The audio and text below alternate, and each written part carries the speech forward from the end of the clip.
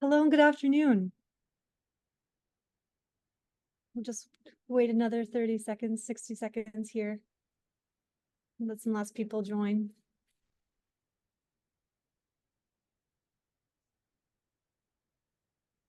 So kind greetings. My name is Jacqueline West, and it's an absolute pleasure to welcome you to today's webinar. I'm wishing everyone a warm welcome.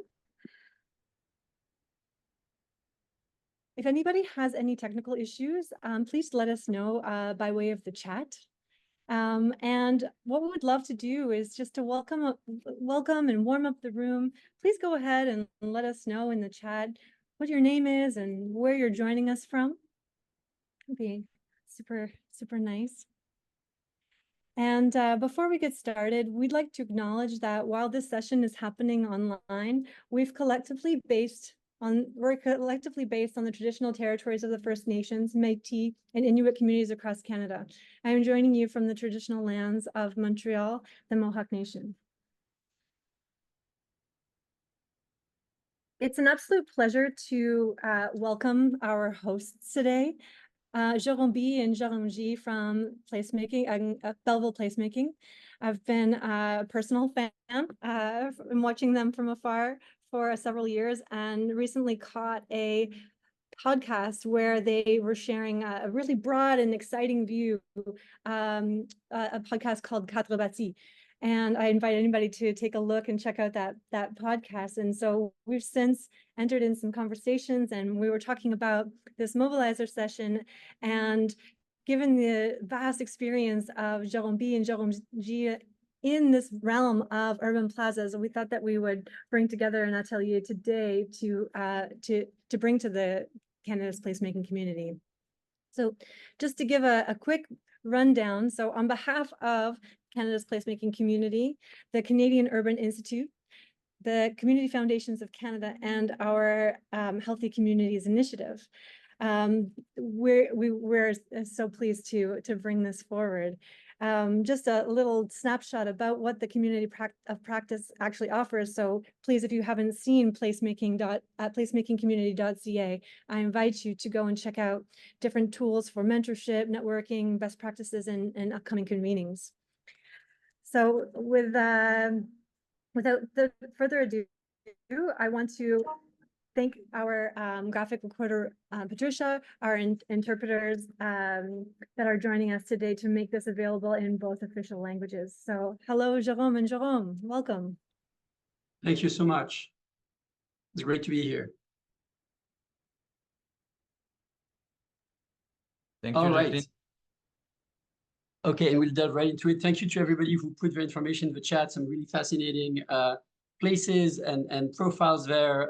Particular salutations to the folks from Calgary and further west. We do a lot of work there, and we're going to speak about it. So Belleville's Placemaking is the alliance of the two Jeromes. We thought we would call it Jerome Square, but then we decided to go broad and to go to outcomes and principles, which is really what this presentation is about. Jerome will say a few words about himself, but on my end, I was very fortunate to spend most of my career involved in organizations that are active managers and operators and promoters of public spaces in the model of public-private partnerships that was developed, perfected, and amplified in New York and has radiated, very much everywhere in the United States and hopefully now in Canada. Places such as Bryant Park. I hope if you come to New York, you've had the chance to visit it. The High Line. I stayed 15 years at Bryant Park. I was the chief operating officer at the High Line. I was in charge of programming of the public plazas, and I was the CFO of the Times Square Alliance, involved in the Times Square plazas that were created under Mayor Bloomberg, carved out at a former roadway. And then I ran the Fifth Avenue Association, which hosts the most expensive real estate on the planet, but always with a focus on creating value out of the public space. And then Jérôme? Yeah, so on my end, I started 10 years ago in Montreal initiatives like Village au Pied du Courant or Jardin Gamelin with Quartier des Spectacles that we will talk a lot about today. And I would say I come from the field of architecture, but I wanted to have an impact on cities. And then I was in the world of tactical urbanism, so project that you can do quickly that has a big impact in cities. And doing so, we create a large amount of gathering places that were successful. But I think tactical urbanism sometimes struggle to go to on the long term and to have an impact on the long term on cities. And so now with Belleville and the crossing of expertise with Jerome Bart, we really want to make impact quickly in cities, but really focusing also on the long term of the redevelopment of neighborhoods, new portions of cities, and etc. Great. And next. And the main element of what we're going to talk about, and the reason we started this little firm, go next, please, was really about this idea that you can create immense value if you start with a public space. And I think most people in this conference are going to, you know, on this call are convinced of that. But how you manage to make that happen and why certain projects are so successful and really radiate beyond their area and others don't, that's less understood. And what we noticed from our different angles and then coming together was really that increasingly, or maybe almost all the time, people have a design first approach to approaching public space, and they think it's a design issue. And while we believe design matters a lot, we think that there's a lot of other elements that are part of the story and that we want to speak about to you in this first section. There's going to be 3 elements to the talk. The first one is going to be about the principles of what works and what doesn't and why, and how we structure our approach to public space. The second, really about the main elements that you can use and the tools that need to be brought to bear to make these spaces come to life. And then the third one is about, okay, once you know all that, how do you actually go and make it happen? You know, what are the steps in terms of organizational change or creation that are necessary to make it happen? And the other thing that I just want to talk about here, you see these images of Domino Park. Domino is a former sugar factory that sat empty for years on the east side of the East River in Brooklyn, New York, in a neighborhood called Williamsburg. And that has now been reborn as a park and as an extraordinary sort of booming neighborhood with some issues as well that are created by all that new wealth. But really interesting that there's a clear connection for us between creating value for the public by having a great public space, but there's equally an impact on the nearby real estate, both to the benefit of cities through real estate taxes and private owners. And so a lot of what we're trying to do is to convince these private owners to invest in these quality public spaces in order to deliver that value to the public and then to serve their own interest in the long term. In the case of Domino Park, for example, the city required the developer, in order to build the towers, they wanted to invest about $65 to $70 million in a public park. They didn't do that. They invested $160 million, and they built the park first before any apartment was built. And the result was sort of this space that became beloved instantly and became the whole marketing brochure for their development, which is doing extremely well. And they really understand this mechanism of, yes, this is how we unlock the potential of the space for ourselves and for people. All right. Another way to look at it is to look at this Jan Gehl quote, which is basically to say, you start with the people and the spaces for them and make it nice for them, then you're going to get the buildings. Don't start with the buildings and the sort of landmass first, because then you won't get to the same results. And next. And finally, another way to think about it is we are probably all of us familiar with transit-oriented development and sort of this idea that if you densify and you create a lot of activity around transit hubs, that makes it easy for people to have a successful management of their lives, and it creates a lot of value. Well, it's exactly the same thing with place, and increasingly what we're talking about is place-oriented development, right? This développement centré sur le lieu, and that great places that people want to be a part of and go to are equally transformative in terms of value and the ability to transform neighborhoods. And we'll see a few examples of that further down. And next. So how do we go about this? We go about this through what we call placemaking. You know, I'm still in the business and the market for a great word to say that in French, but we still don't have it yet. And for us, there's tons of definitions that abound, and it's a term that existed sort of in this activism world and that Jerome mentioned, and that now has been sort of gets a broader audience. Architects are using the word placemaking. Everybody's a placemaker. But for us, fundamentally, placemaking is about creating places that people want to be a part of. In fact, that they can't wait to be a part of, they want to go back to. And these spaces are destinations. And ideally, they're destinations for locals first, that are waiting to be discovered by others as well. We're not in the business of creating tourism destinations. We're really in the business of creating neighborhoods and places that people want to live and work and play in. And there's three main elements to them when you think about them. Amenities is one. You know, it needs to be nice and it needs to have the fundamentals of what you want to be in a place. We're going to speak about that in a minute. Then engaging uses and programs, already that's a step above. And you know, a lot of projects, they're great on day one. Then what's happening there, you know? And we're going to speak about the way people approach that. And finally, and that's even more complicated and fewer places do this, quality management and sustainable finances. Like in order to be able to enable the first two elements, you need money and you need ways to make that money and you need people to spend it and administer it wisely. And you need also someone who's going to program things over time and adjust to the changing environment of the public space, because it's never static. It's always dynamic. And next, so that's sort of our business. So we're going to delve into all that, and we're going to start with the first issue that most American public spaces face. Not all of them, but most of them.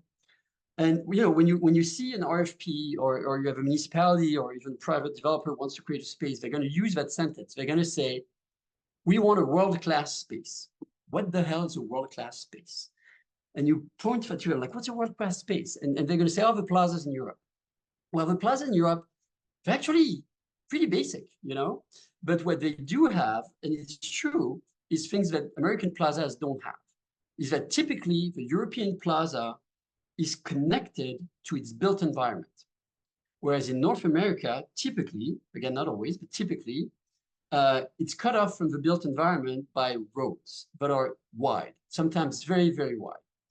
And it is that connection that creates the life and the ability for people to appropriate the space. And in the, you know, Northern America, we don't have that.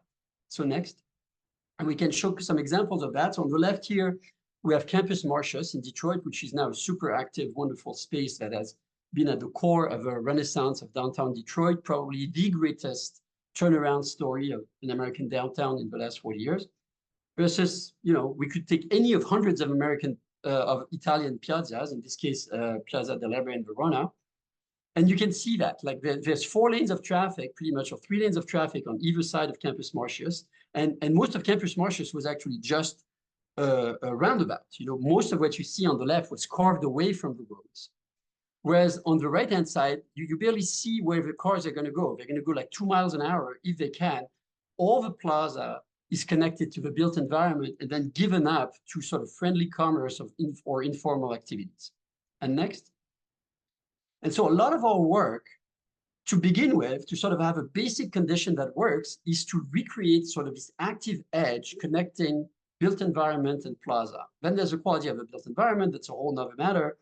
But in this case, you can see that there's a whole sort of layered approach to the space. The plaza, the center, is totally public and invites informal uses, like what we see these guys playing pétanque in the middle image. And then you sort of have a semi-private space of the terrace, semi-private because, you know, the interaction is very easy with the center. There's probably people calling back and forth and visiting and, you know, kissing cheeks and saying hi and all that stuff. And then you have a private space inside the building. And that's a normal configuration of space that you're going to see in South America, in most of the good old cities of Asia, many African downtowns, and certainly all over Europe.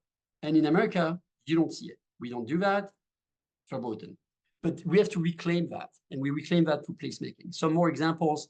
And here it's about the commerce. The idea, the other thing is that in North America, up recently, there's this notion, it's not clear why, that the commerce is a bad thing in public space, whereas everywhere else in the world, they understand that commerce is a necessary, useful, and positive activator of a space. Not any commerce, you know, we're not going to put the Gap in the middle or a car dealership, but what people want to do, commerce that is linked to what people want to do and enjoy outside is in fact welcome and desired.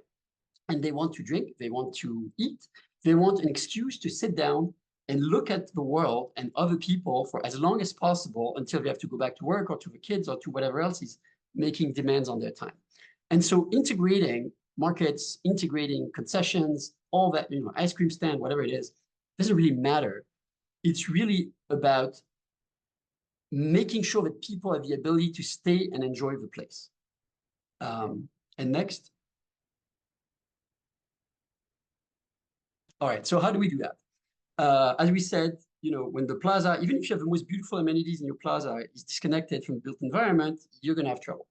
So we're going to try to invite it in, either by narrowing down the road or connecting, or the other thing we can do to recreate an active edge is to basically, next,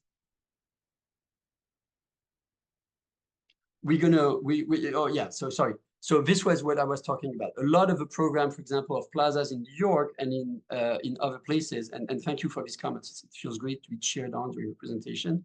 Don't usually have that. But basically, you carve out some of the road and you reconnect to the built environment. So this is part of a DOT Plaza program in New York City, which has basically analyzed which portions of roads were not mission critical to transit or cars, and then extending them to buildings, and it sort of works everywhere.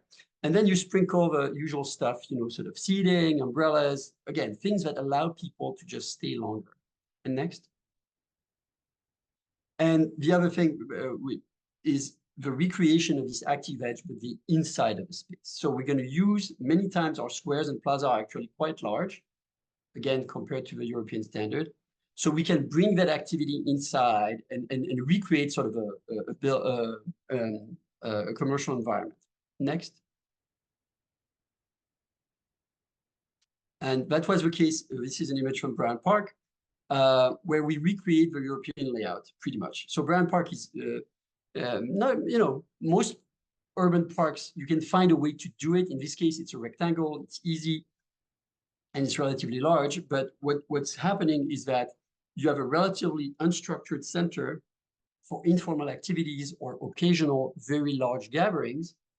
And you have sort of patios, terraces, and more structured activities around the edge. And you also have an environment that allows people to, we'll speak about that again, but to choose their positioning relative to the weather, you know, in all 4 seasons. Do I want shade? Do I want sun? Do I want to be where there's more people, fewer people? And so offering sort of these varied environments that give you a lot of choice and ability to make decisions about your use of the space. And next. All right, so that's our basic principles, right? We want people to be able to appropriate the space. We want to connect to the built environment. We want an active edge. We want a place where life essentially can happen. And in many ways, and design can be very helpful in enabling that and not being overly directive or prescriptive into what it is. So what are the things we're going to bring to the space? And here, one of them is that we feel very strongly that when you start on a new project, be it a construction of a new space, a reimagination of a space, or sort of a turnaround of a failing space, which are sort of the 3 big buckets that exist, don't start with design. If you look at this, and I say that rather than present what I have here, because everybody starts with design. They just can't help themselves. And it's so much of a format now that it's very hard to move out of it and to convince the decision makers to move out of it. But you start with your site, and then you start with your program. You define in partnership with your stakeholders what it is you want to see happen there. What is it going to be? you know, which is something that you do a lot more in the private sector, in the built environment, for example, because you're not going to start, you know, a museum with a building. You start with a collection, right? And so it's pretty much like that. It's saying, okay, what's going to happen? And then how are we going to pay for that? And how are we going to manage that? And once you have this information, then you go to design. And you design to the program. Then you build it, and then you operate. And next. And when you think about your program, so we really tried hard to find a way to do this slide and the next one in a way that bilingualism would work. And it just doesn't visually, so our apology, but we're, you know, let's concentrate on the content.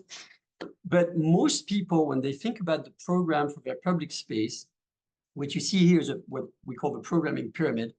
They focus on the top. They think about the big things. I want, you know, I want Bad Bunny. I want Taylor Swift. I want the Stanley Cup final. I want, you know, 10,000 people to come. And that's all great. And that's really important to the success of the space. But if you design for that, you know, it's like designing the parking lot for the one day of the year for Black Friday in the US. That means it's empty the rest of the time. Most successful public spaces in the world draw their strength not from the special events at the top, although they can happen there and they tend to be very successful there. They draw their strength from the bottom. It is the daily life, le quotidien, the everyday life of the space that makes it a place of gathering and a place of desire for people. And that's driven by food and beverage, movable seating options, where we were talking about shade, the ability to monitor it for temperature, the ability to have offerings that appeal to all sorts of people. We say diversity, diverse people, but it's true. It's really diverse people. You know, it's the habits that you have in your culture and your income bracket, and it's also your age, and it's also where you are in life. You know, I have 3 daughters. One of them is 6 years old. I can't do the same thing that my 20-year-old does at night with her friends, and I'm not interested in the same things, even though we might connect at some point. So your space, to be truly inclusive, needs to really offer things to all these different people, and we're going to see that after. And making it comfortable and making it a place that even if you don't have a straight agenda or a straight idea of what you're going to do there, you're going to have a good time. It's going to be a good place to be. And there's going to be lots of people to see. And then from that, you build up and you go to slightly larger weekly activities. So these can be your markets. This can be bingo night. I don't know if you know, but bingo is a big deal. Again, and that works. You gather 250 people from bingo, no problem. Or comedy, or smaller scale music talent shows, or whatever it is, and then larger on the monthly scale shows, seminars, or whatever it is, again, for your space and for the scale of your space. I'm going to do a small apartheid there, which I should have mentioned in the first place of the presentation, which is we're showing you some images of some pretty big projects. There's going to be some from some smaller scale projects after. This works everywhere. We've really done it everywhere. It doesn't work at the same scale. You know, you're not going to get the numbers. You're not going to get, you know, Bryant Park draws 8 million people a year. You're not going to get 8 million people a year in Rimouski, for example. But you're going to get the equivalent of that compared to your market. You know, the fundamentals of this allow you to build a crowd and to be sort of a real city center, cœur de ville, wherever you're going to be, and be relevant and beloved in your community. It doesn't really matter the number of people. What matters is that it's a lot for where you are. And the costs likewise are reflected and are a product of your market. So in our minds, this really can be applied in any scale community. It's different, every community is different, but it works. So you do that and you focus on the basic and then you build it up. And we'll speak more about how that works. And then next, what I was briefly mentioning is that you really have to think strategically. So this is sort of the programming wheel is the opposite. So, okay, if I have these activities that I want to have, that I know I can program for whatever reason, who are they going to appeal to, and when are these people available? And there, we're going to speak about being an impresario again later, but you're the impresario. So you have to put the right thing at the right time to make it work. And I know it sounds basic and self-evident, but most people don't do that. Most people program things when it's convenient for the staff or for the artist or for whatever. And it's just not the way to go. You have to be very intentional about matching audience to activity. And the reason for that is that you're in competition with every other activity in the world, in particular this one. The phone captures, I don't know, mine tells me how many times I look at it per week. It's horrible. I don't want that. But once a week, I'm being told how bad I am, like 3 hours and a half per day. Well, that means that you're fighting that freaking phone and whatever else people have in their lives. And so you really need to make your offering extremely appealing and understand what's most likely to work for them and to capture them. And again, the reason you do that is that if you were to have 10 activities in your public space, and each of those gets 10 to 20 regulars every day, because we're trying to go for every day of the year, every hour of the day, that means that in your space, all of a sudden, you have between 100 and 400 people at any hour of the day. And if you have that, that's enough of a crowd, that's enough of critical mass of attendance to be a magnet for other people. They're going to say, oh, there's always something going on there. We're going to go look at it. We're going to go there. We're going to go to the Jardin Gamelin because it's fun. So that's what you're trying to build. You're trying to build your regulars. You're trying to build ongoing attendance by these regulars and offer activities that create this stuff. And next.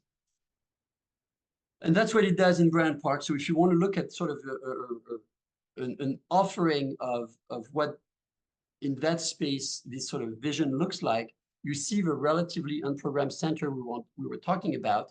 You see in orange sort of the commercial activities of different scales, offering all sorts of things from finger foods and snacks to fast casual and sandwiches and easy offerings and coffee, to more formal outdoor dining, to formal indoor dining and events.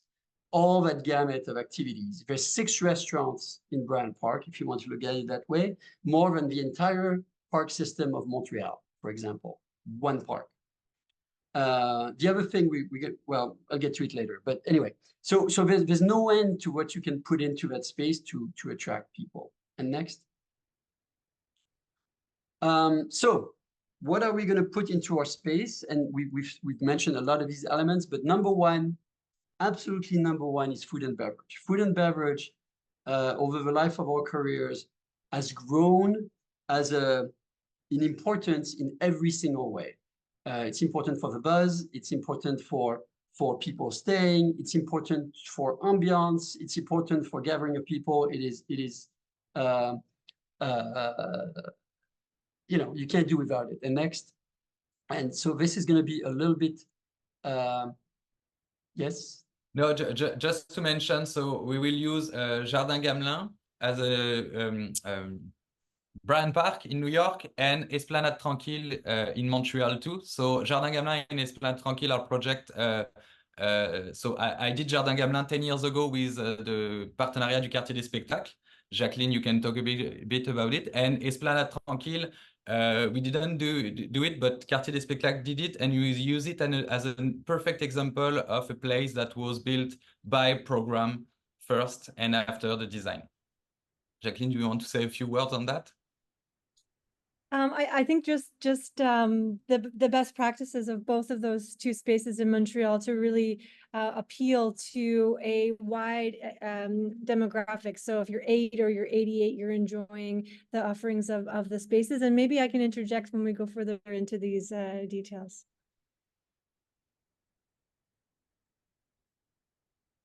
Okay, so perfect. Next. But so going back to on Jardin Gamelin, one of the first strategy that was applied there to create the daily life was really to put food and bev and some kind of a cultural beer garden with a stage and food and bev.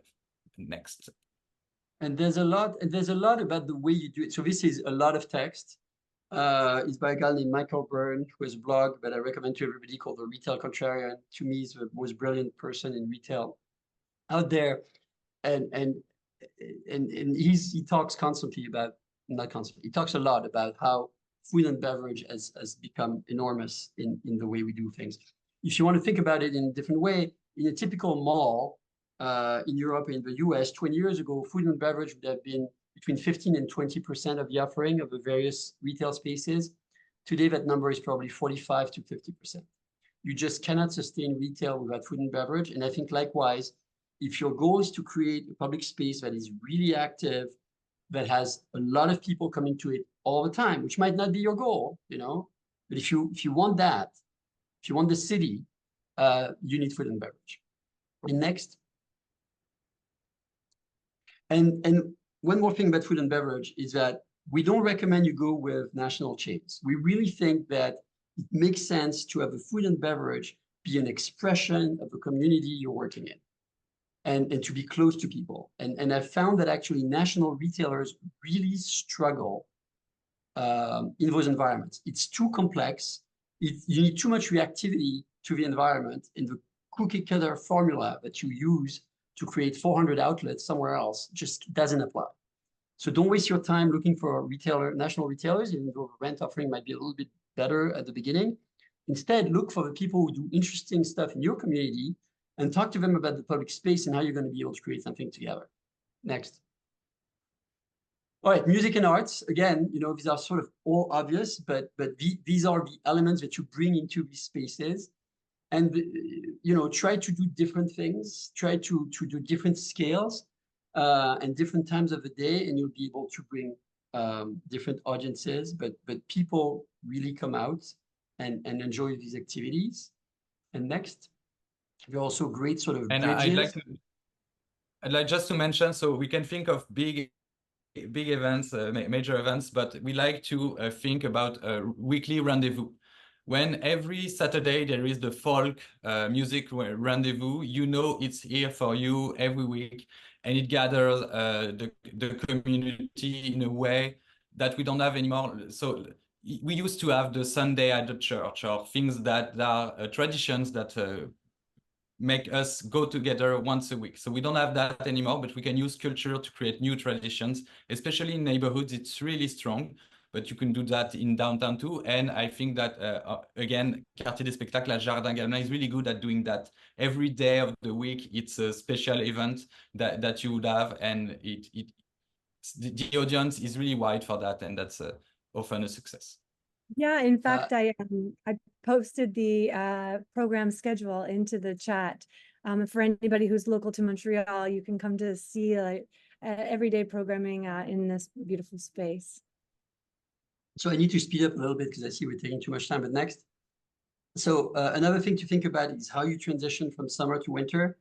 And that requires a lot of work. And here I can start to introduce this idea that all this work that we're talking about, it just doesn't happen by itself. And you need specialized organizations dedicated to their space and committed to this very robust program to make them happen. But essentially, what people want to do in the summer and what they want to do in the winter, except for looking at other people, is very different. And understanding that and understanding the parameters, like in the summer, you need to give people shade, you need to give them space, you need to give them varied environments in certain ways. In the winter, it's the opposite. Everything needs to be super close. People want to be tight.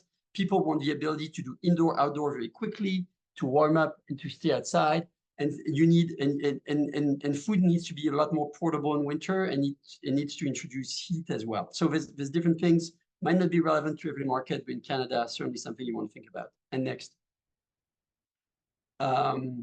Places that do that well.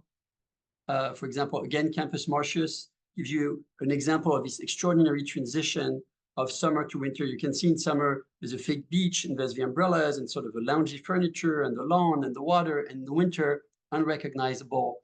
Everything is lit up to artificially combat the idea of the cold and darkness of winter. It's the ice skating rink, it's active, and you'll see next. And you need those buildings nearby, just like they do at Esplanade Tranquille. Esplanade Tranquille is this amazing building, right, on the edge of it. That's really great for summer, winter, works very well in both seasons. But the ability to quickly go into an environment to warm up so that you can go back outside and stay there. And yeah, next, just go add ahead. to that, that second level there at the Esplanade Tranquille is an indoor public space, and inside it features a library, a small cafe, fireplaces, and in the summertime that bottom layer is an information booth, tourism information and indoor seating. But in the winter, it's a space to change your skates and park your skates and even rent the skates. And Jerome, can you go back 2 slides, please? Thank you. And I mean, a lot of you, you're going to see that and you're like, oh my God, this is, no, yeah, back to Which slide? Sorry. the Brand Park winter, summer. Yeah. And you're thinking, oh my God, how are we going to do that? It's going to be millions of dollars, etc. But all this is gradual. It's not like this on day one. Really, this is incremental work that goes from one step to the other, to the other, to the other. And you're not trying to make it all happen at once. You learn from what you see, you build on the numbers that exist, and then you go and you take the next step. And that doesn't mean that there are not tall steps at every juncture, but it's not like you need to deliver everything all at once. You can really work over time. These are all mature projects that have been there for a while. Esplanade Tranquille did not start with a pavilion. And neither did Brand Park with these two-story temporary buildings. Okay, next. And next. All right, so then speaking a little bit about design, someone mentioned desire lines in the chat. Desire lines is a perfect example of the type of design you want to do. We call it people-centered design. Like really, the design is about serving the user. It's great to want to have a vision and for the architect to want to express something. Fantastic. But that needs to be subordinate, and I'm using that word on purpose, to the natural and universal desires of people. You cannot try, we're not here to create a new man, okay, or woman. We're here to serve the people. So human scale, variety of materials and textures, preferably natural, a lot of softscape, we're going to speak about that again, a certain rhythm into the spaces that you encounter so that there's a curiosity and the eye is satisfied by the different things that they're seeing. Tasteful branding and fonts and colors, the design lines that we were saying. You want to see through the space, you want to feel comforted that you're not going to get lost into a place that might be unsafe. And then increasingly managing the climate and particularly the heat in summer. And next. And beauty, I'm using the word beauty here because that is a word that you don't see anymore, but really that's what people want. They want beautiful places. They want to shop and eat and walk around and gather with friends and family in beautiful places. Next. And just there might be an element to answer the question of Charles in the Q&A about Dundas Square that doesn't appear to be a dynamic public space. But it's just that it is quite like a concrete slab all over the place, and it's not warm. It's not. There's no rhythm, I would say, that much in Dundas Square, and there might be a few elements there to answer this question. Well, it's actually granite. Sorry? Granite. It's granite, not concrete. Oh, granite. Okay. So it's going to last 100 years. It's perfect. It costs a fortune. It's great. But it doesn't really do anything for people. People, I mean, a few people will appreciate granite versus concrete, and there might be reasons to do granite, but it's not because it's granite that's going to work. Next. All right, so that's the hardscape versus softscape. You need a balance. We're not saying to go all gardens all the time, but so on the left is the Place de la République in Paris, which was redone at great cost and great fanfare, and is a complete failure. And then on the right is a more traditional, and there's tons of these spaces, view of what Brand Park is, and you can see the mix of textures, of materials, and all the softscape. People, and I will say this, a lot of spaces are also not really gender friendly in that they have a very sort of hard-edged masculine aesthetic, let's say, rather than a softer, more feminine, pleasing aesthetic. And I don't mind saying that because I've seen that in my career. Color and softscape and all these things, which also indirectly communicate that somebody's in charge, because it's very hard to have plants stay alive in public space when there's a lot of use. That translates into being a much more female-friendly space. And that's half of people. All right, next. I'm going to talk a bit here about Jardin Gamelin because all those principles apply to Jardin Gamelin. So it was a place, a great design, but really it's not human scale at all. It's really a wide space where you usually, yeah, there's nobody, so you kind of fear to go in the middle. Before the project we did with Quartier des Spectacles, before the project Jardin Gamelin, the place was there, and there was some activations, but there was, I would say, too sparse or too little to have an impact. And there were a lot of events, successful, but when outside of the events, it was still the same concrete place. This is concrete, I think. Anyway, and with Jardin Gamelin, one of the strategies was really to create those pockets of intimacy using gardens, planters, and gardening as a way to create this human scale. And you will have the terrace, the gardens, the central square, but really greener than before. And then just creating this scale, this intimacy, helped bringing people back on the plaza and not having this enormous modernist aesthetic. Next. Then movable seating. Again, the architects typically, they feel like if they do movable seating, they've not done their job, but they need to have benches and stuff everywhere. There's a place for all types of seating, but nothing gives more freedom to people than movable seating in customizing their use of the space. There's more than 3,000 mobile chairs in Bryant Park. There's now a few in Montreal, in different places, and they just work. They just work. Next. I love the example that you give before, Jérôme B, that people like to be able to just move their chair just a little bit to kind of take ownership and occupy the space. Yes. So we can speak about, I could speak about movable chairs for an hour, but basically what movable chairs do is that they allow you, so you can change your relationship to the space, and you can change your relationship to other people. We have another slide somewhere, and you can see to some degree here that people can sit much closer to their family or their lover, and they can sit further away from colleagues. They can orient themselves to each other. It's easy to accommodate groups. So just the number of uses and the complexity of the social interaction that are made possible is much greater using movable seating. I want to talk a bit about the transition, the interface at Esplanade Tranquille that is created thanks to those mobile chairs. So you have this beautiful terrace with the restaurant at Esplanade Tranquille, yet it is still enclosed as all the terrace, most of the terrace in North America, while you would have open terrace in European Plaza. But with those mobile chairs, people want to be close to the terrace because it gives energy to the plaza, but yet it's public. And so there is a transition from more private to public that is extraordinary.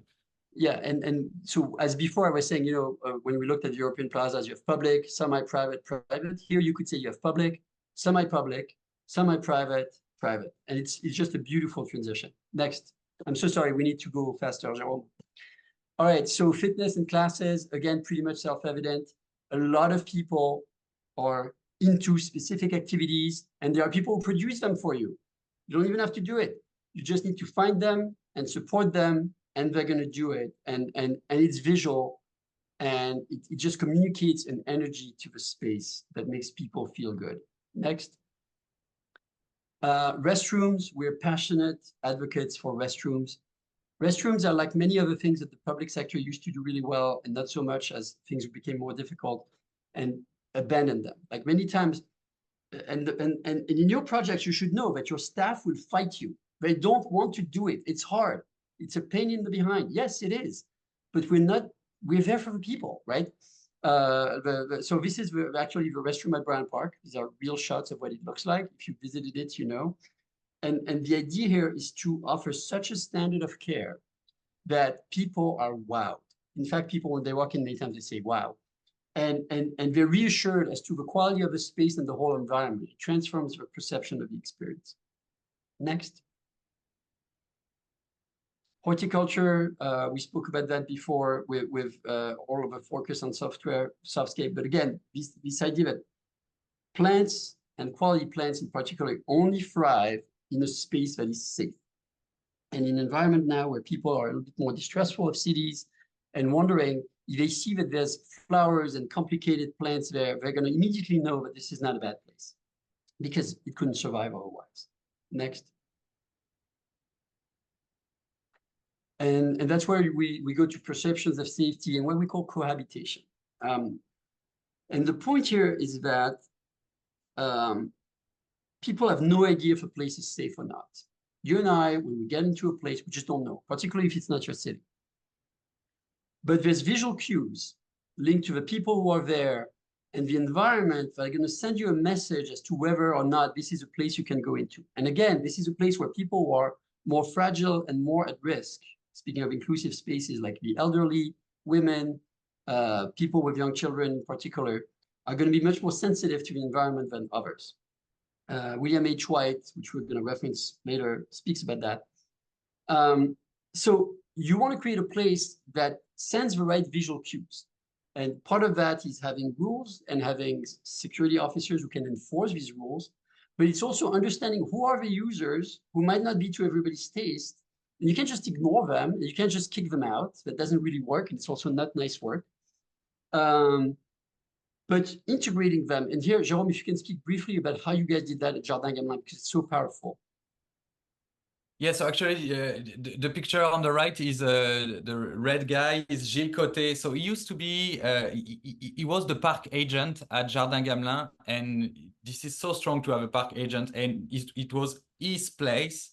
And he used to live in the streets, and then he's got a job at Quartier des Spectacles, and he knew all the unhoused and all the people that tend to sleep at night at Placemaking Gamelin, and he really helped create this connection with them, and it was so strategic to facilitate the cohabitation between the people who live in the place at night and the new users that came. And he was so passionate of doing this connection. So this is a great story. Jacqueline, you want to come back on that? And Jérôme and I have done this in different places in different ways, but I think we both agree that the dominant ideology on the treatment of the unhoused as it is practiced in many cities is not adequate to either their long-term health and survival or maintaining quality public spaces. And other things need to be done. And we've done it in different ways. It's not easy and it's a larger conversations, but you can do that. You don't have to just accept the situation that could be in a difficult public space.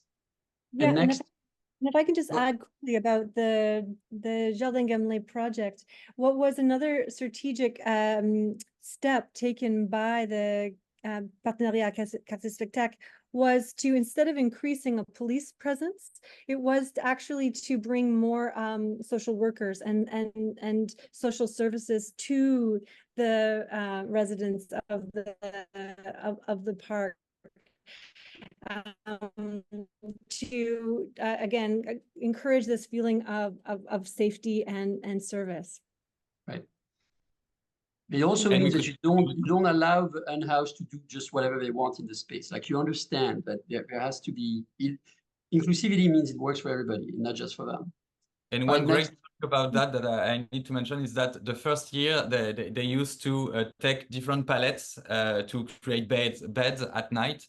And Gilles Côté used to replace them every morning. So the next year we created 8 beds for the unhoused, and they were so happy about that. But in the morning when the cafe opened, Gilles would come and say to them, "Okay, my clients are gonna come, so please, if you can go further on the plaza." So this connection and being frank and transparent, but giving to each other was really a great success at Jardin Gamelin. Next. Lighting. So lighting that's both beautiful, but also that has a quality where you can, that's related to safety, that you need to be able to see each other's faces from a distance. And again, feel that you're not entering a space that is intimidating. Next. And sanitation, like everybody, this is a universal desire. Nobody wants a dirty place, nobody. And so it needs to be clean. And that means that you need to program your staff in such a way that they're there to pick up the trash throughout the day as it falls down and collect it, so that, because the goal is not, I see a lot of companies, they're like, oh, we picked up 6,000 bags of trash last year. Okay, great. But that's not the issue. The issue is how much trash is there on the ground when the people are there? What is the perception that people have of the place? And that's what matters. Next. And then signage and communications. We have tremendous tools now to speak to the public, and we encourage every public space to have a strong voice and to answer people directly and clearly when people ask questions and say, why do you do that? What do you do? In Brand Park, for example, so why is the lawn closed? Number one complaint. The lawn is always closed. No, it's that you just only come on Tuesdays, and on Tuesdays it's always closed in summer because it rests after the film festival. But just telling the story, telling it straight, it's a great strength that these public-private partnerships can have, because they can tell the real story. They're not, they're a lot more flexibility than the public sector in their communications. Next. And then all sorts of little things that make the space fun. And that the kind of stuff you're not going to have at home, but that allow connections to happen, that encourage participation by children, and again, that are visual and interesting. All the little details that make a place special. I'm going to speak very briefly about this, but a lot of making these things happen on the programming side, and I mentioned before, working as impresario, is what we call in-reach and outreach. In-reach is about managing outside requests. I don't have time to tell the full story of the jugglers on the left, but basically, this is about people wanting to do something in your space, and you're there to say yes. Your job is to make it happen if it's an activity that makes sense in the space. It's not overly disruptive. Again, usually it's visual, it's interesting, it's going to bring people together. And what does it need to prosper in your place? Whereas it's very difficult for parks departments to say yes. They're going to say, well, you need a permit and you need $1 million insurance because you're going to have more than 25 people and you're going to need this.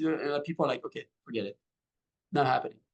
You're there to make it happen. So at Bryant Park, for example, what we did with the jugglers is that we bought their equipment, we stored their equipment, we advertised them, we promoted, we created a thing where there's little pins you can have and say, I learned to juggle on Bryant Park. So you're making, and this is something that came from the outside. These people wanted to be there. We didn't go and find them, but we embraced them and we supported them. And there's going to be, if you have a space that is active and that is successful, there's going to be dozens of requests of all kinds. And editing, managing, editing, and welcoming these requests is a huge part of your work. And then there's the outreach. The outreach, particularly when you're starting out, is to find things to do for people in your space. So it's look at your community and to say, in this case, it was a local language class studio, and to bring these people and say, look, you do language classes, probably hard for you to get in front of people. Why not do it in the park? We'll give you visibility, we'll promote you, but you do it for free. You can't just charge there. Same thing with the fitness, same thing with everybody else. Making them understand what a great venue for promotion, public space can be. And then that sort of allows you to build the core of your program. So you need the curiosity to go out in your environment and find the good stuff and bring it there. That's your job. And next. So I'm just going to talk a little bit about other scale of project, but we don't have the time to talk about those projects. And sorry, there's a storm right now. So if my connection is bad, just tell me. So an example of really a derelict place in Montreal, but that is by the river, by the St. Lawrence River. And this was more of a tactical urbanism project. We are doing this place every year from scratch. It's only in the summer, but yet because the space is well managed and as a business model, it comes up every summer. And now it's a place. It's like an institution in Montreal. It's called Village au Pied du Courant. I want to mention this one. This is the last one of the last projects I did, Village des Écluses in the Greater Montreal. But it's really in a more rural place. It's 1,500 inhabitants in the city where it is situated. But yet it's even a better success than many projects I did in Montreal. So this is just a way to say that those projects, if they are done in smaller communities, they might have a greater impact because there is less offer than in Montreal or in Toronto. So you really create the center of the community and the gathering place that is really vibrant and thriving. And this is, again, this is food and bev, this is a sense of place, and this is music, with music rendezvous every Friday and every Saturday. And the last project, yes, Jerome? I want to say also, you ended up paying much more rent to the city than the previous users. Oh yes, I'm paying $100,000 to rent this space each year, and yet this is a place with a business model, so we are successful at operating this place. We also have a campground on the site, so it helps. But really, this is a diversified business model site, and it's a non-for-profit as all the time. And the last project is really a small project in a small park in Montreal. This is in NDG, just right where I live. It's been 5 years that I wanted to do something with this park pavilion that was renovated, but kind of the vibe, the life doesn't take, and now it's a place for skaters, graffitis, etc. So this is the city member repainting the chalet every 2 weeks 2 years ago. And actually tomorrow we are opening a new project. So this is really a small scale project, but again, food and bev in the park pavilion, and a stage with rendezvous every Thursday, Fridays, and Saturdays. And there's a lot of artists in my neighborhood, but there's no venue. So we are creating the venue outdoor in the park, and this is really creating connection with all the artists and the community. So this is an amazing project I'm really excited about. All right. So how do you make that work? What are the elements? Like you have a space, let's say, in your area, and you want this to happen. How do you go about it? Next, please. And for us, we're looking back at this image of Bryant Park. You're seeing this wonderful place. People are comfortable. I'm not going to go over every element, but the main point here is that you realize that there's somebody in charge, and that group of people has made the transition to being just an operation-minded operation to being a hospitality operation. You're in the business, when you're in doing public space, you're in the business of hospitality, of making people feel good and staying outside. And there's 2 ways to create a crowd. Get someone there, you know, it's just like the bathtub with the water that falls from the drain when you were a kid in school, and you had to calculate that. And how long they stay. Because if they stay longer, then artificially that builds the crowd bigger. So we want to bring them there, and we want to keep them there as long as we can, and that creates a magic. And as I said, you're in the hospitality business. So who is the person in charge? And what we see is that it doesn't really matter. It doesn't really matter what organization does it. We believe it works best when there's a not-for-profit dedicated organization that do it, but we've seen public, we've seen purely private. What matters, we'll go into the principles of what it is later. But usually what we see is necessary is these 3 elements. You need public sector decision makers who are willing to challenge the status quo. That was the case in NDG. I think Jerome family as a representative that was willing to make it happen. And it's not easy. You need private sector stakeholders who are willing to put some money and who have the legitimacy. And by legitimacy, I mean that they can speak to others and convince them to come along and to invest their resources into this thing because they're going to make money on the back end. And then the third element, which should not be underestimated, is that you need what I'm calling innovators in public service. You need people in the administration, in the services, who are willing to do something differently and who make a lot of people unhappy with them. Because you're essentially, many times, of this perception that you're taking away from the public service, which is false. We're going to go into that, but nevertheless, that's a perception and you can't ignore it. And next. So what do these organizations need to do? And it's very, you know, we show there in our minds the way they become more effective is this sort of balance of the public and the private. And when you find the sweet spot, you really can operate. But I'm not going to read everything, but you're trying to get to the strengths of each of the public and private sector and use the positive attributes of each in service of a project.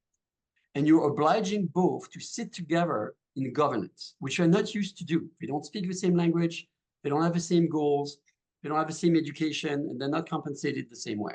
But nevertheless, if these joint boards over time really help, as long as you have this sense of mission, accomplish these results. And next, oh no, sorry, one more thing. I'm going to go back. The last element there is sort of critical.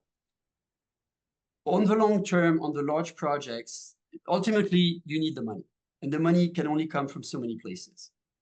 And we really believe, particularly at the beginning of a project, in creating a value capture district. You need to, you know that what you're doing is going to increase property values, increase the yield of the tax revenue for the municipality.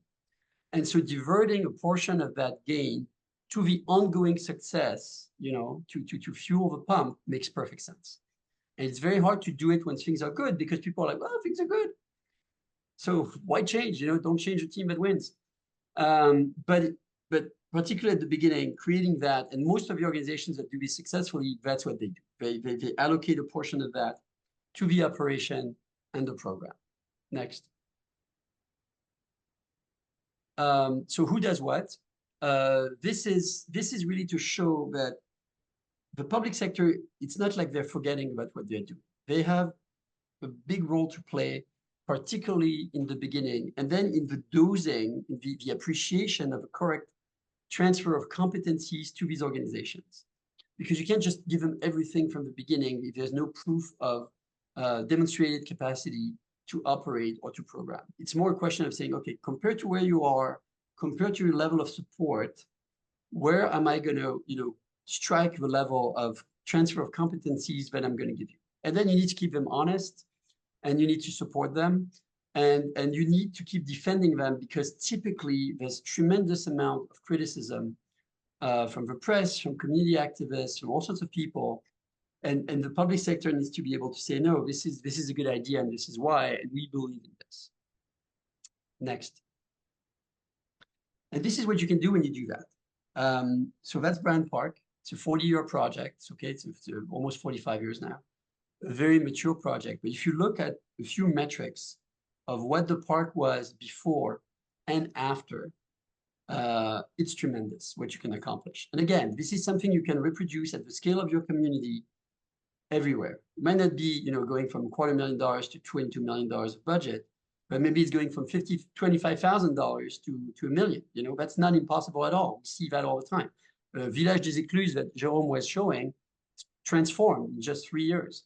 But you can see the numbers there. You know, number of jobs times 100, budget almost times 100. No more public money, pays for itself. It's all private money. 8 million visitors. No more crime. There were, you know, 1,000 crimes a year. By the way, that's 3 crimes a day. There were 3 serious crimes a day in Brand Park. So, and then all these events. And next. And it's gradual. You know, that's why we're telling you before. It's not all in 1 year. This is, again, on a very mature project. You can see how the finances both diversified over time and evolved. And you see sort of the ups and downs of the financial crisis and COVID and a few other things. And the public support no longer necessary around 1998. But this is sort of the same kind of curve we're going to see on all these projects. It's a gradually, there's an upper trend, and there's a diversification of income as the project professionalizes over time. And next. And this is what it does for the private sector. For the private sector, it's almost even better. But the example of a Grace building, I'm not going to run through all the math on this. But basically, if you ask for ownership of that building, which is owned by a Canadian company, by the way, it's Brookfield, and they start to get it, Brookfield, they understand this. If you ask them, what's the minimum gain that you have in your rent from being across from Brand Park, they tell you it's $5 a square foot.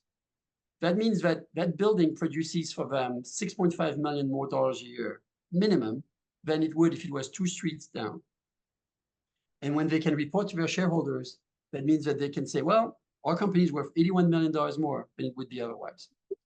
And the cost to them for this $5 per square foot is 25 cents a year. That's all they pay. So their return on investment is 20 to 1 every single year. And it's similar to all sorts of projects, as we're going to see a little bit after. Next. To answer some of the questions in the chat, it's very hard to quantify this stuff. Most people don't communicate their numbers. So it's hard. But so this is another example in what I'm going to call a tier 3 city. You know, it's not New York, it's not Los Angeles, it's not Toronto, it's not even Montreal. It's San Antonio in Texas, sort of nobody talks about it. And the center of town is really in the center of a square, near the performing arts and the hopscotch in the downtown. That's the center of town.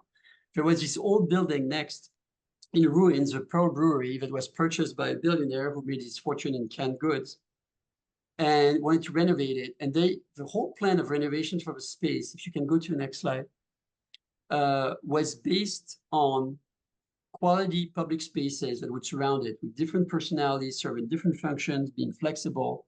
And it was all the stuff we've been talking about in this presentation.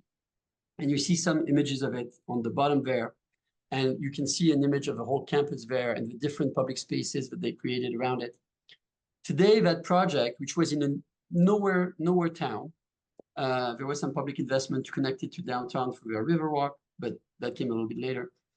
But it completely changed the way real estate functions in San Antonio, and it became sort of this alternative center. And today we have the #1 retail rents in the city, the #1 residential rents. It costs the same to rent a 2-bedroom, 2-bath at the Pearl as it does to own a 3-bedroom house on the outskirts. And they have a #3 hotel rates in the state of Texas. So again, these projects, they're really powerful catalysts for the creation of value in any types of environment. And next. Just some images of the Pearl and what happens there in greater detail. And we're getting to the end. So just to say that a lot of what we've been presenting today, this is not just our ideas. We've been practitioners in our lives. A lot of this has been putting into practice the ideas of others. You recognize some of his names there between Holly White and his appreciation of the importance of movable seating and the way genders approach the spaces differently. And George Kelling and his work on how a space that looks derelict tends to create more dereliction, and Jane Jacobs and all great insights about public life. And finally, Elinor Ostrom, which is probably the least famous. She was the first woman to get the Nobel Peace Prize in economics. And her idea, her big contribution to economics was the concept of polycentricity, which is what we're talking about. And what it says is that when you have multiple actors, public, private, civic, etc., managing a public good in common, you get better outcomes than if a single one was doing it themselves. And you can measure that across productions of fisheries, forests, agricultural yields, and the like. And it's pretty much the same thing we're talking about. Like, by bringing these different kinds of groups together to manage these assets in common, we create greater outcomes for everybody involved. And I think that's it, right? So you can find us there. Town Square is the American business. Belleville is the Canadian business, but that's the two of us, Jérôme Glad and Jérôme Barthes. And thank you so much for being with us, and we'll answer your questions if you have them. Yes, thank you.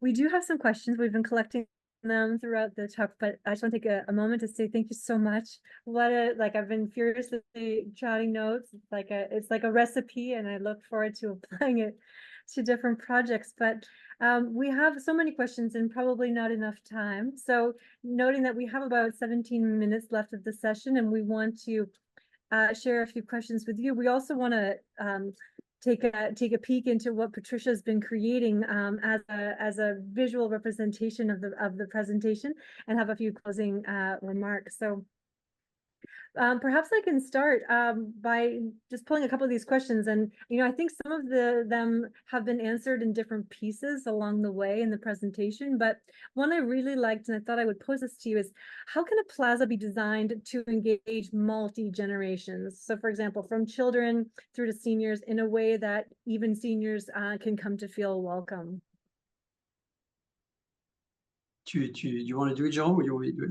Yeah, no, that's such a great question. Actually, the measure of success I often use in my public spaces is it intergenerational? So do I see the children? Do I see the elder one?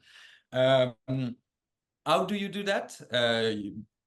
I think this is like you create different activities for them. I think every time I do a project or I try to have a grant, they asked me, what is your public cible? What is your targeted audience?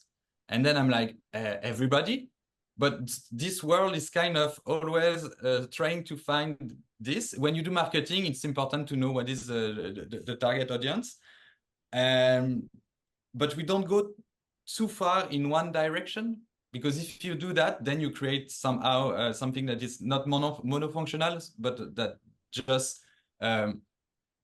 is good for like the young, like me. Anyway, so you use ingredients that many different people love, and you don't go too far in a niche, I would say. But this is a wide question. Yeah. And then you don't have steps, few steps as you can, and if you're very, they need to be really shallow.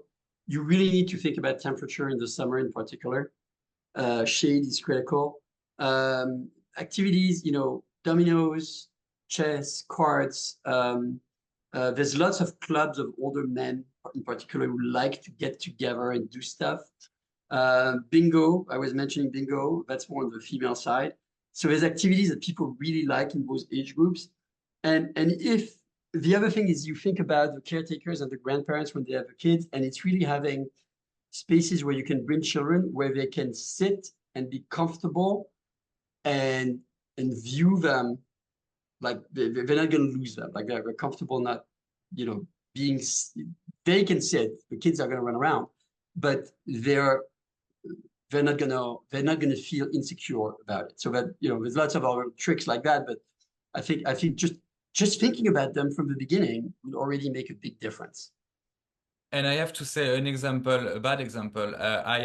We had last Sunday a really successful event at Village des Écluses, and my team was so happy. Oh my God, there's so many. It's jam packed, and I was like, we have to be aware that if we go in that direction, we won't have families anymore on Sundays, because this type of event is too much. So you have to have someone that understands that in the board or in the team. And that's not easy, because successful places that I started 10 years ago, now they tend to be only one targeted audience because it's a success, and then you think of money and it's good. But if you do it for the public good, you need to have someone at the table that really focus on this metric. Beautiful.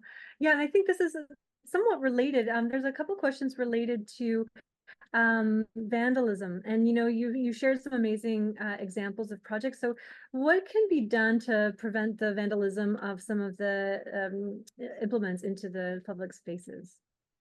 You do those kind of projects. Honestly, every time, so Village des Écluses was so vandalized before we arrived. Now there is some incivility, but we are here to manage it, and there's no vandalism anymore. I would say it's the same at the park pavilion next to my house. It kind of, this circle of going bad and badder, and I don't know how to say it in English. But anyway, we've got to invert this circle, and really this is by owning the space, taking care of it. And yes, you will have some mobile chairs that will go away, but it's so few compared to the bad comportment you could have if you don't do anything. Yeah, it's exactly right. Vandalism is a product of underuse or misuse. Yeah. It's a misuse that's a product of underuse. So the more activity there is, and the more people who feel ownership of it, you're going to first reduce the hours when it can happen. Because once you start being busy until 11 p.m., but only leaves between 11 and 6 a.m. to do bad things. And then if you fix things very quickly, which is also easier to do when you have dedicated organizations, then there's trust that's established, and it's easy, it's just going to move somewhere else.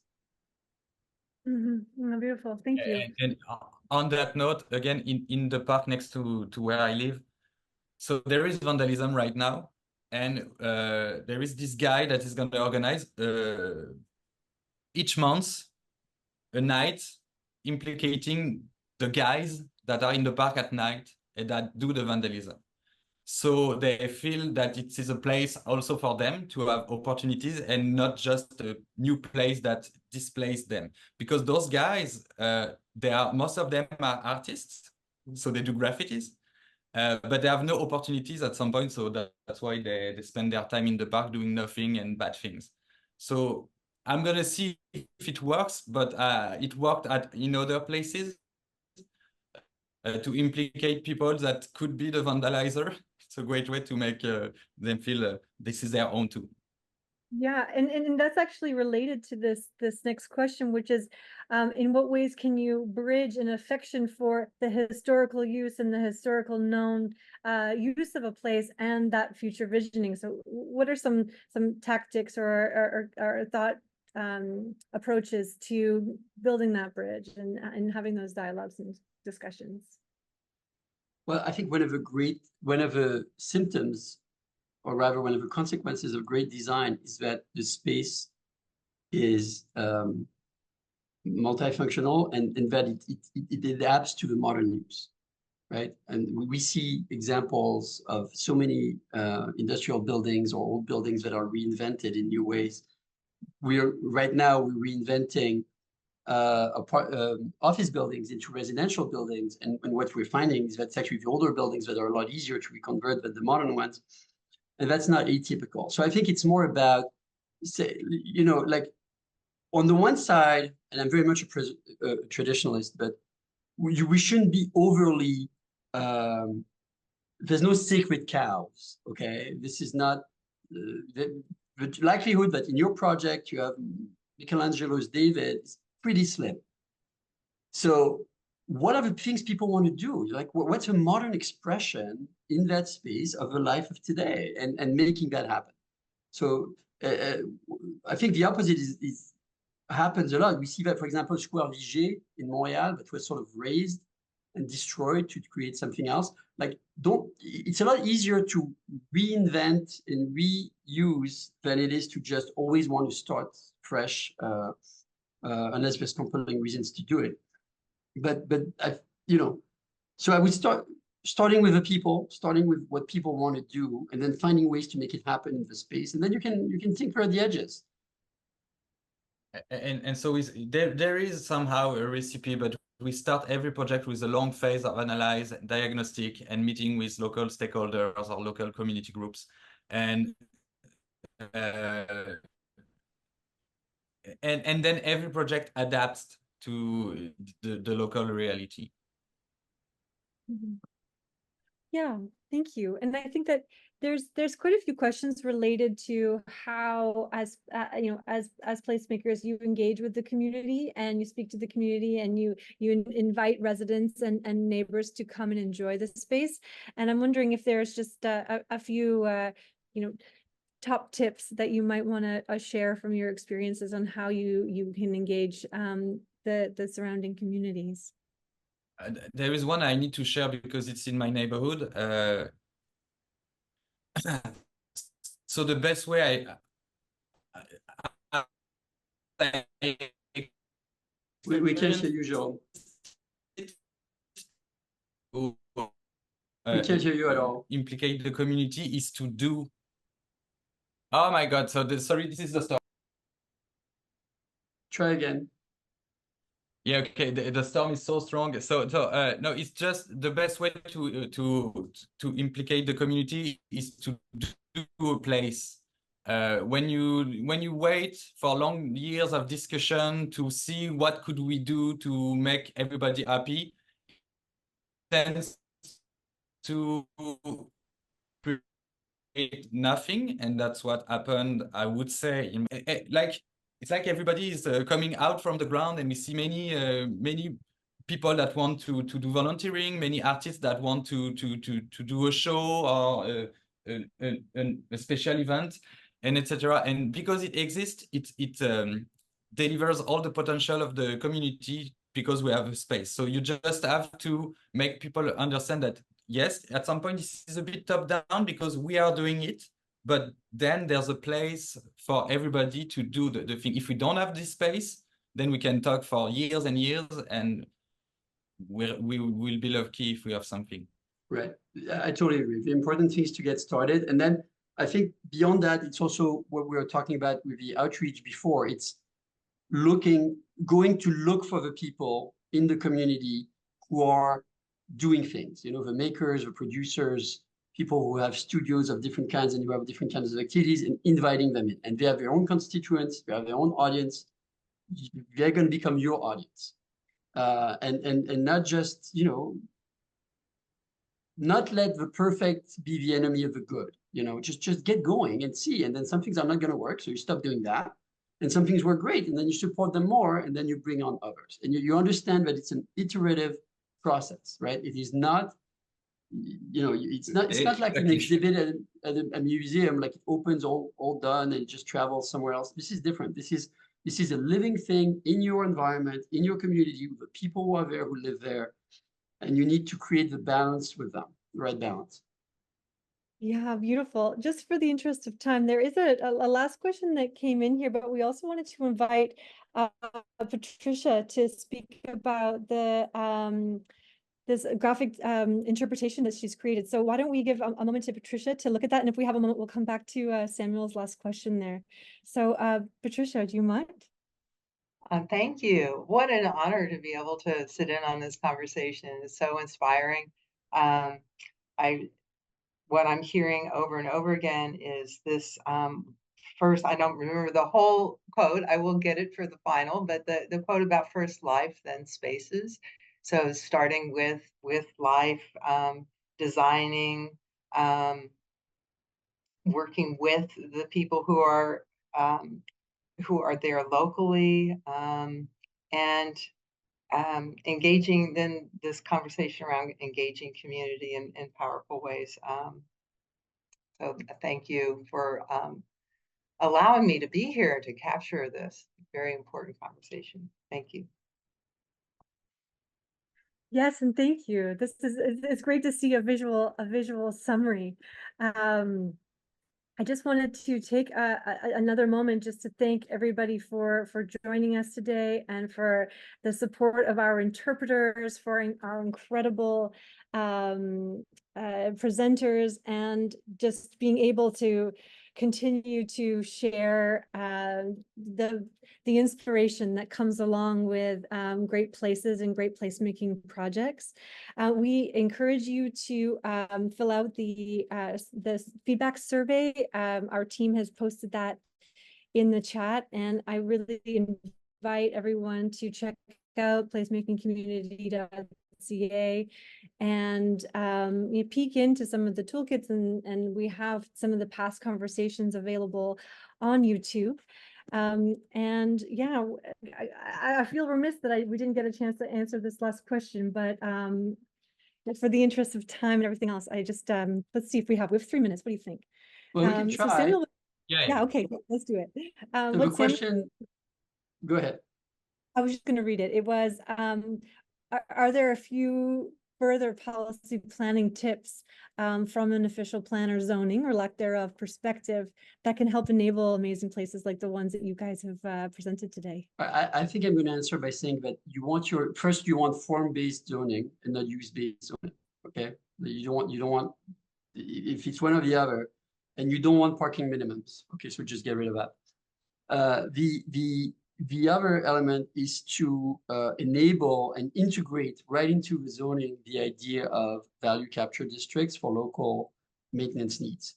The city of San Francisco now does this for brand new developments and whole new neighborhoods, and they create neighborhoods that are at very large scale, and they integrate the value capture district, and they integrate the idea of the organization from day one before a single building is built. So that's very helpful. Municipalities in Canada do it in different ways. We work with Calgary Municipal Land Corporation, where basically the city enabled a public organization to capture all the added tax value for further development and management and implementation. So there's lots of tools that exist even in Canadian legislation to do it. It's more about can you adapt them, can you implement them into your space? For example, I'm on the record with many people to say that the Société de Commerce, what is it again, Jérôme? SDM? Société de Développement Commercial? Société de Développement Commercial model in Quebec is not a good idea. doesn't work, because the tenant, which is the one more stressed and has no long-term potential of value, is the one paying the bills, as opposed to a property owner. So don't do SDMs, do business improvement associations like they do in Anglophone Canada. That's a much better model. So, you know, Yeah. just thinking smartly about these things. Ah, yes, thank you. Like, leave it with a little signature of incredible expertise. It's been such a pleasure. Thank you to everyone for joining and taking the time out of your day. And thank you to the presenters and the Community Foundations of Canada, the Healthy Communities Initiative, Placemaking Community of Canada, and the Canadian Urban Institute. Thank you so much. All the best. Thank you, everybody. Thank you, Thank- everybody. Bye. Take care.